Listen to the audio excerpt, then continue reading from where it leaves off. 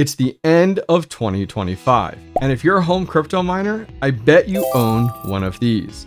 But I bet you're not also too happy about it. So before we jump too far into today's video, I'd love to hear from you guys.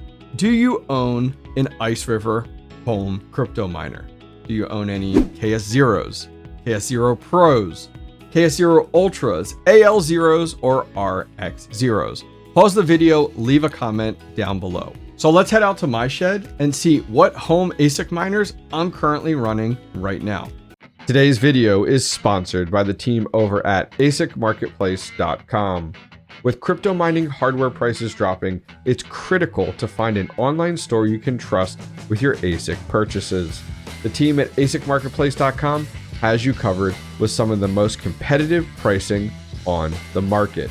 No matter what brand you're looking for, ASIC Marketplace has it. To name just a few: Bitmain, Goldshell, WhatsMiner, IB-Link, iPolo, Jasminer, and many more. There are no surprises with ASIC Marketplace. The price listed on their website includes shipping. Imagine that.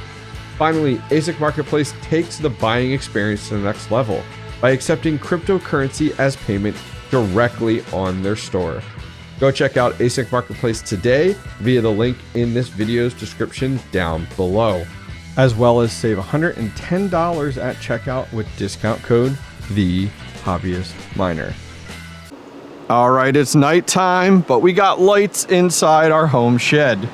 So this home shed has been through a lot of different hardware over the years, from full-size ASICs to GPU mining rigs to deep-in projects to little home miners here. And as you guys can see, we have a decent amount of stuff in here for sure.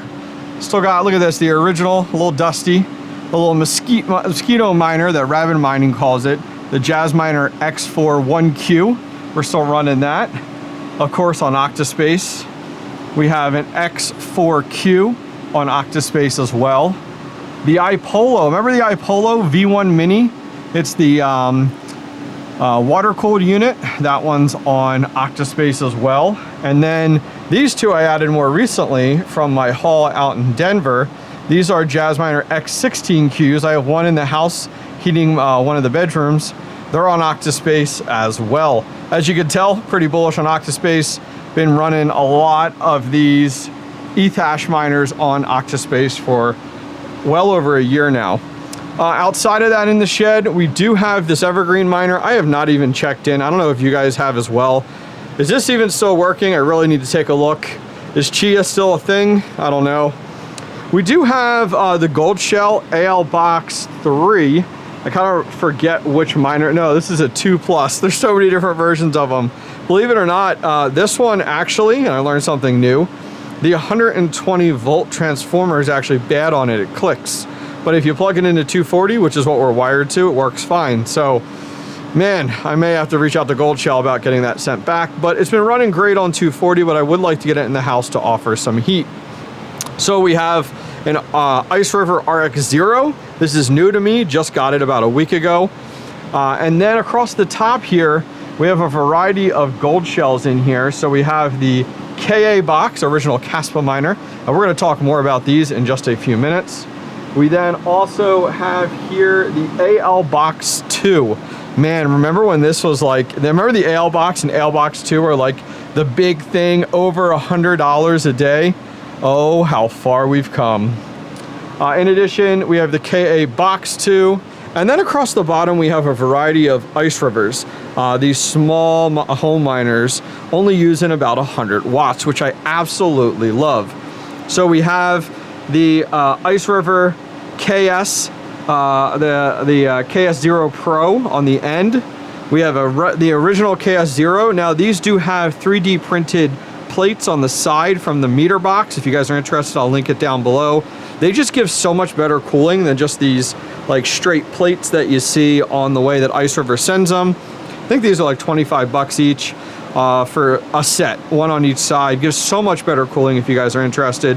And then we have 3 AL0 boxes. We're going to talk about 2 of these in more detail in a minute. Dropping down below, we have my son's GPU mining rig. He's still going strong. It's on the NiceHash operating system. If you guys are like, wait, what NiceHash operating system? I'll link a video down below. My son and I built this rig together. It is running 8 MSI 1660 Ti's. Amazing cards. The uptime is incredible, over like 110 days. The operating system is so stable, super to use. It mines right to NiceHash, and he gets paid out in Bitcoin, which he loves. Side note, he actually bought his first thing with his Bitcoin recently, which was the Oculus 3, the VR headset. He went big, which is awesome. We do have our Solar X miner down here, and that cable actually runs out to a solar panel outside that charges the battery. Yes, I need to get it mounted, I know. And then down here making all this noise, we do have my X12, which has 12 3070s in it. I want to start to use this for some spec mining. And right now those are actually on Dynex, and Dynex is up like 15% right now. Other than that, I have a HP server down here, ProLiant server, that's running Hyper-V with about 25 VMs. And they are using a LUN off of this QNAP here for storage as well. Last thing we have in our home crypto mining shed, we'll swing around here. And we just got this back up and running recently. Some of you guys may have seen the video and all the mess, but this is my home immersion kit. And actually in here, we have 2 Bitcoin miners stripped down, no fans, no heat, no loud noise, and dielectric fluid. Yep, that's actually dielectric fluid that you see there, kind of like an oil. And yeah, it is up and mining and running out, and is pumping that hot oil out to a dry cooler outside and cooling it off. But that is all the home miners that I'm currently running here at home. If you guys are curious, my electric bill here at home is just below $500, and I'm right about high 8, almost 9 cents total.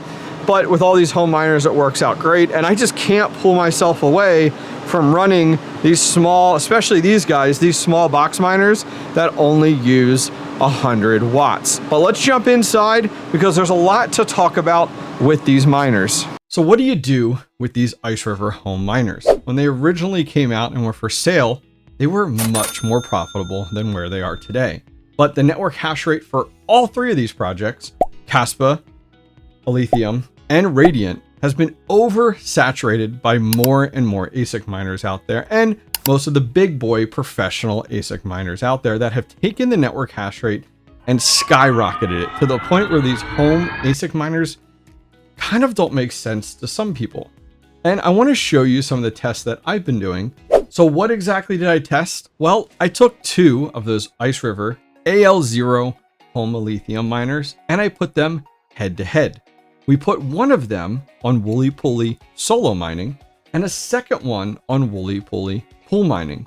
And my goal was to see if I ran this for somewhere between a little over 30 days actually at this point, to see exactly what they would go ahead and accumulate during that time. And I know a little bit of this is going to be a little depressing because of the fact of just how low the profitability has been and just continues to decrease. But I want to share with you guys this test, because most people out there don't have 2 of the exact same miners out there that can run this test. So I thought, hey, I'll do it for you. So we're doing this test from the exact same location, on the exact same network, with the exact same miners, to the exact same pool, so that we can get as close to accurate results as possible.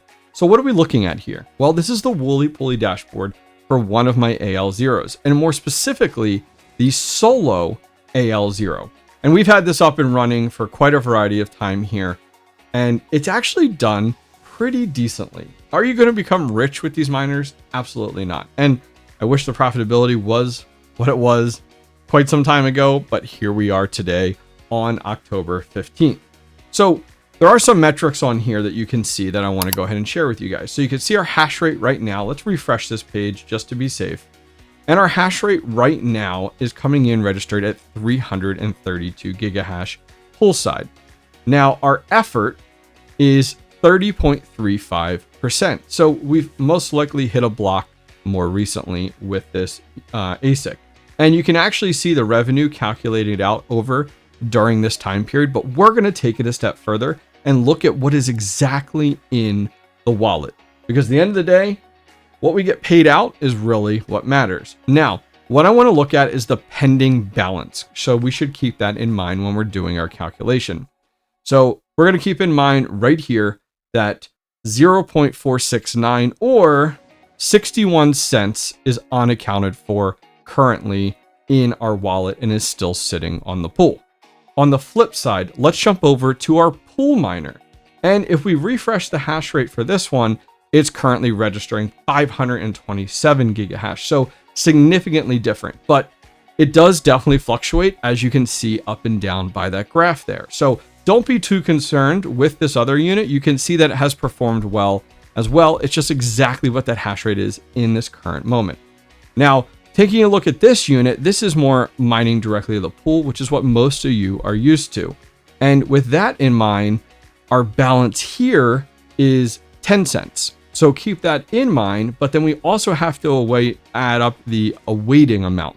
So we're about 32 cents here, a little bit. No, not even. We're at 12 cents, I guess, give or take. We'll go ahead and do a little bit more math once we jump over to the wallet.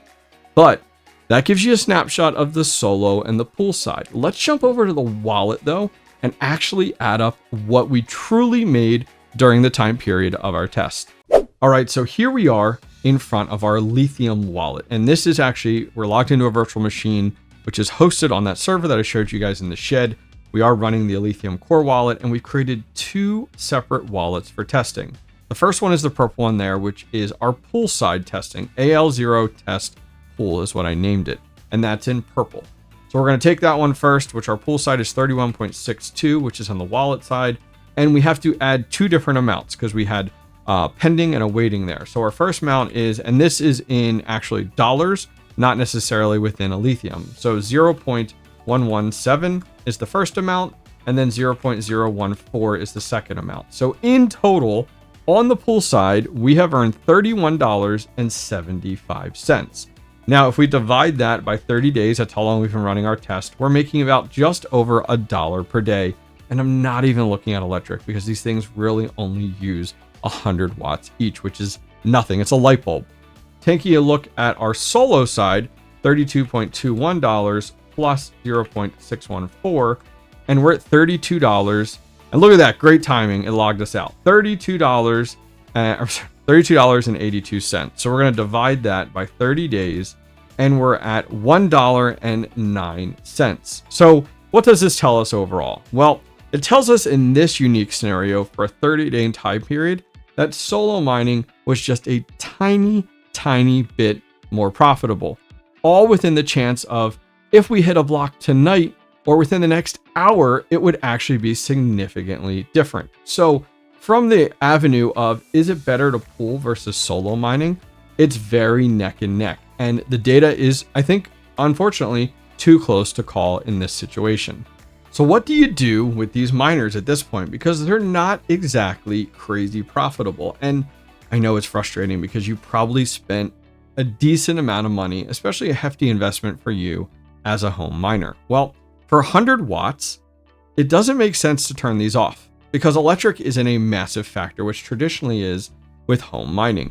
Even at 100 watts, as you increase to 20 or 30 or 40 cents per kilowatt hour, it's not really a huge factor for 100 watts by itself. So you might as well have this up and running.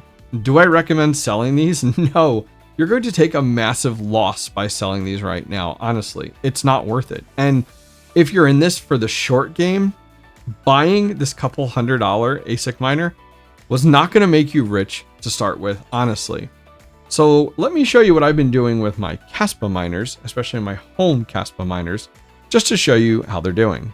Today's video is sponsored by the team over at Pinex.us. I'm excited to partner up with Pinex.us to help announce that Kaspa is now live on their platform and tradable today. You can now buy, sell, and trade Kaspa actively on Pinex.us. Pinex.us is the first US regulated exchange to list Kaspa. To help kick off the fun, Pinex.us is running a 100,000 Kaspa giveaway event. Check out the links in the video description to enter to win. So my home Kaspa miners, I have that KA box, the KA box Pro, We then have the KS0 and the KS0 Pro for Kaspa miners. And the amount that we were making on the pool side was so minimal. I mean, it was barely anything per day. A lot of the times it really didn't make sense to run them poolside. However, let's talk about solo mining. So solo mining right now, we've actually done pretty good. If we take a look at our payouts, we've had these 4 running for a few months now, and you can see that we've hit a number of blocks. We started back here on August 28th, and we've hit 1, 2, 3, 4, 5, 6, 7, 8, 9 total blocks. Now, unfortunately, I didn't hit any blocks during the whole KRC20 launch and hype, because that would have been absolutely amazing. But you can see you have quite a bit of gap in here. The block rewards are about 91, then they drop down to 85, and then right after KRC20 was between like this 9/11 and 9/19 time period. It jumped up to 86, which is great. However, it still wasn't what we saw, these crazy rewards that there was one block I thought I heard that was like 13,000 or something stupid. Regardless, you might as well run these miners and solo mine with them. They use such little watts, and you can at least get a little bit of Kaspa on the side. It's not costing you an arm and leg to run these. Red Panda Mining actually did he has a video out there, a great video. I'll link it down below, talking more and more about solo mining with these home miners. And he and I think can both agree for once that we both absolutely recommend that you take these units and just solo mine with them. It absolutely makes sense. You might as well not sell them and take that massive loss. All right, so I'd love to hear from you guys. I'd love to hear the honest truth. What are you doing with these IceRiver home miners? Have you sold yours? Do you still have them pool mining? Have you jumped over to solo mining? More recently, I got my hands on the RX0, which you can see up here in the corner. And I did a full step-by-step beginner's guide on how to set that up from start to finish. So if you're looking for that type of content, go over and check this out next.